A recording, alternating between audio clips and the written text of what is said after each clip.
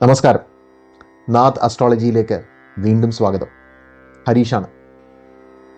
അയ്യപ്പ ചരിതം, ശാസ്താവിൻ്റെ കഥകൾ കേട്ടുകൊണ്ടിരിക്കുകയാണ് നമ്മൾ. ഈ പുണ്യമായ വൃശ്ചിക മാസത്തിൽ ഇതുപോലുള്ള ഒരു പരമ്പരയുമായി നിങ്ങളുടെ മുന്നിൽ എത്തിച്ചേരാൻ എനിക്ക് ഒരേ ഒരു പ്രചോദനം അയ്യപ്പൻ മാത്രമാണ്. അയ്യപ്പൻ്റെ അനുഗ്രഹം കൊണ്ട് മാത്രമാണ് നിങ്ങളുടെ മുന്നിൽ ഇങ്ങനെ ഒരു വിഷയത്തെക്കുറിച്ച് ഞാൻ സംസാരിക്കുന്നത്. ശാസ്താവിൻ്റെ ഉൽപ്പത്തിയെക്കുറിച്ചും അതേപോലെ തന്നെ അയ്യപ്പൻ്റെ കഥയെക്കുറിച്ചും ശബരിമല അല്ലെങ്കിൽ ശബരിമലയെക്കുറിച്ചും 18-ാം പടിയെക്കുറിച്ചും നമ്മൾ കഴിഞ്ഞ എപ്പിസോഡുകളിൽ കണ്ടു. നിങ്ങൾക്ക് ഈ വീഡിയോയുടെ മുൻപുള്ള വീഡിയോകൾ നിങ്ങൾ കണ്ടിട്ടില്ലെങ്കിൽ ദയവായി കാണുക. ആ പ്ലേലിസ്റ്റിൻ്റെ ലിങ്ക് ഞാൻ ഇതിൻ്റെ ഡിസ്ക്രിപ്ഷനിൽ തന്നെ കൊടുത്തിട്ടുണ്ട്, ഫസ്റ്റ് കമൻ്റായിട്ടും കൊടുത്തിട്ടുണ്ട്. നിങ്ങൾ പോയിട്ട് ആ പ്ലേലിസ്റ്റ് മൊത്തമായിട്ട് കാണുക. നിങ്ങളിത് മറ്റുള്ളവർക്കും എത്തിച്ചു കൊടുക്കുക, ഷെയർ ചെയ്യുക. വാട്സാപ്പ് മൂല്യമായിട്ടോ അല്ലെങ്കിൽ വേറെ മെസ്സേജ് മൂല്യമായിട്ടോ ഇത് എല്ലാവർക്കും എത്തിക്കുക. നിങ്ങളുടെ വീട്ടിലുള്ളവർക്കെല്ലാം ഇത് കാണിച്ചു കൊടുക്കുക, പ്രത്യേകിച്ച് കുട്ടികൾക്ക്. അവർ ഈ അറിവുകൾ കിട്ടി ഈ കഥകൾ കേട്ട് വളരട്ടെ. അതേപോലെ തന്നെ നിങ്ങളുടെ സംശയങ്ങൾ, അയ്യപ്പനെക്കുറിച്ചുള്ള നിങ്ങൾക്കറിയാവുന്ന കഥകൾ എല്ലാം കമൻറ്റ് ചെയ്യുക, ലൈക്ക് ചെയ്യുക. നമുക്ക് ഇന്ന് ഇരുമുടിക്കെട്ടിൻ്റെ വ്രതത്തിൻ്റെ മഹിമയെക്കുറിച്ച് കാണാം.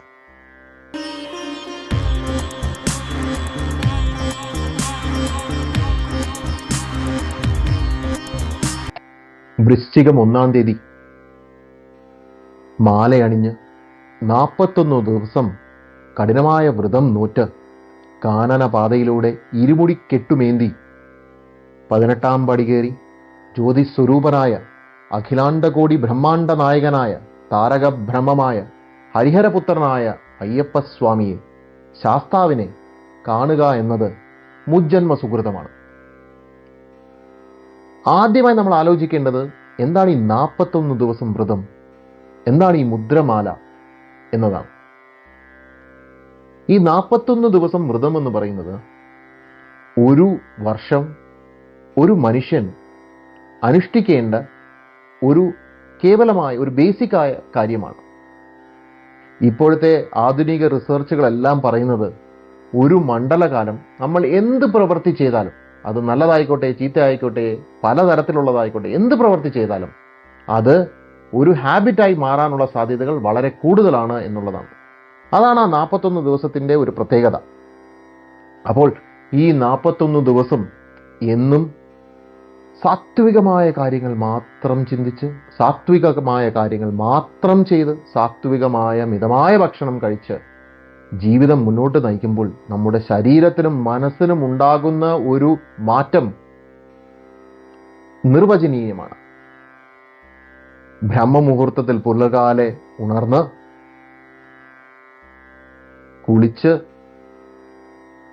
ഭഗവാനെ പ്രാർത്ഥിച്ച് ശരണഘോഷങ്ങൾ മുഴക്കി അമ്പലത്തിൽ പോയി, അതേപോലെ തന്നെ മിതമായ ഭക്ഷണം, ഞാൻ മുമ്പ് പറഞ്ഞു, മത്സ്യമാംസാദികൾ പൂർണ്ണമായി ഒഴിവാക്കി ഉള്ള ഭക്ഷണം സാത്വികമായിരിക്കണം, പൂർണ്ണമായ ബ്രഹ്മചര്യവ്രതം, ഇങ്ങനെയുള്ളതൊക്കെ അനുഷ്ഠിച്ച് നമ്മൾ വരുമ്പോൾ നമ്മുടെ മനസ്സിനും ശരീരത്തിനും ഒരു പൂർണ്ണമായ റീജുവനേഷൻ, ഡീടോക്സിങ്, ഇപ്പോഴത്തെ പുതിയ വേർഡുകളാണല്ലോ ഡീടോക്സിങ്, അതൊക്കെയാണ് സംഭവിക്കുന്നത്. എന്താണ് ഈ മുദ്രമാല? നമ്മൾ എന്തിനാണ് മാല ധരിക്കുന്നത്? മാല ധരിക്കുന്നത് നമ്മളും ഭഗവാനും ഒന്നാവാൻ പോവുകയാണ് എന്നുള്ളൊരു സങ്കല്പത്തിലാണ്. അത് നമുക്ക് വേണ്ടി മാത്രമല്ല, മറ്റുള്ളവർക്ക് വേണ്ടി കൂടിയാണ്. അതായത് മറ്റുള്ളവരെ അറിയിക്കാൻ നമ്മൾ ശബരിമലയിലേക്ക് വ്രതം നോറ്റിരിക്കുകയാണ്. ആ അയ്യപ്പനോട് എങ്ങനെ പെരുമാറണം, ആ ഭക്തനോട് എങ്ങനെയൊക്കെ നമ്മൾ മറ്റുള്ളവരെ സമീപിക്കണം എന്നുള്ളത് അറിയിക്കാനാണ് ആ മുദ്രമാല ധരിക്കുന്നത്. അപ്പോൾ വ്രതം എന്നതിനെക്കുറിച്ചും മുദ്രമാല എന്നതിനെക്കുറിച്ചും നമ്മൾ കണ്ടു. ഇരുമുടിക്കെട്ടിൻ്റെ പ്രത്യേകത എന്താണ്? ഇരുമുടി, അതായത് 2 മുടി, 2 ഭാഗങ്ങളുള്ള ഒരു കെട്ടാണത്. മുൻമുടി ഭഗവാനും പിൻമുടി തനിക്കും എന്നാണ് അതിൻ്റെ സങ്കല്പം. അന്ന് ഞാൻ മുമ്പ് പറഞ്ഞതുപോലെ പണ്ടൊക്കെ ശബരിമല യാത്ര എന്ന് പറയുന്നത് വളരെയധികം ക്ലേശകരമായിരുന്നു. അപ്പോൾ അന്നൊക്കെ മുൻമുടിയിൽ ഭഗവാനും ബാക്കിയുള്ള ദേവതാ സങ്കല്പങ്ങൾക്ക് സമർപ്പിക്കാനുമുള്ള കാര്യങ്ങളായിരുന്നു നെയ്ത്തേങ്ങ, അരി, അതേപോലെ തന്നെ മാളികപ്പുറത്തമ്മയ്ക്കുള്ള മഞ്ഞൾ, കുങ്കുമം, വലിയ കടുത്താസ്, ചെറിയ കടുത്താസ് സ്വാമിമാർക്കുള്ളതും നാഗരാജാവിനുള്ളതും എല്ലാം മുൻമുടിയിലാണ് വെക്കുന്നത്. പിൻമുടിയിൽ ആ യാത്രയ്ക്ക് തനിക്ക് വേണ്ട കാര്യങ്ങളാണ് ശേഖരിച്ചു വെക്കുന്നത്. അരി, പാചകത്തിനുള്ള കാര്യങ്ങൾ, പച്ചക്കറികൾ ഉണ്ടെങ്കിൽ അത്, ഇതൊക്കെ പിൻമുടിയിലാണ് വെച്ച് കൊണ്ടുപോകുന്നത്. അതാണ് ഇരുമുടിക്കെട്ടിൻ്റെ പ്രത്യേകത. ഈ ഇരുമുടിക്കെട്ട് എന്ന് പറയുമ്പോൾ നമുക്ക് ആദ്യം മനസ്സിൽ വരുന്നത് നെയ്ത്തേങ്ങയാണ്. ഒരു തേങ്ങ എടുത്ത് അത് ഉടയ്ക്കാതെ ഒരു ദ്വാരം മാത്രമിട്ട് ആ വെള്ളം പുറത്തോട്ട് കഴിഞ്ഞ് അത് വൃത്തിയാക്കി ഈർപ്പമില്ലാതെ വെച്ച് കെട്ട് നിറയ്ക്കുമ്പോൾ അതിനകത്ത് ശുദ്ധമായ നെയ്യ് ഒഴിച്ച് അടച്ചു വയ്ക്കുകയാണ്.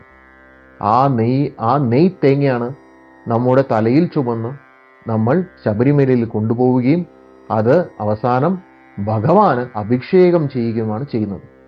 എന്തിനാണ് അങ്ങനെ ചെയ്യുന്നത്? ആ തേങ്ങ എന്നുള്ളത് നിങ്ങളുടെ ദേഹമാണ്, നിങ്ങളുടെ ശരീരമാണ്.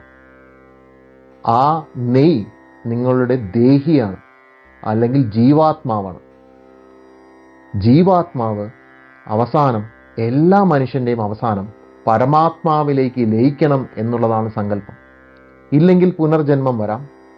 എല്ലാ ജന്മങ്ങളും അവസാനിച്ചു കഴിഞ്ഞാൽ പരമാത്മാവിലേക്ക് ലയിക്കണം.